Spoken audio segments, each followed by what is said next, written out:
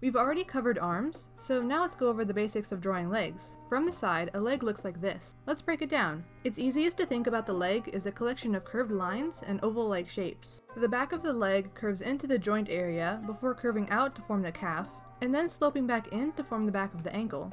The back is the curviest part. Now, let's move on to the front. Starting at the top with the thigh, the leg has a slight outward curve.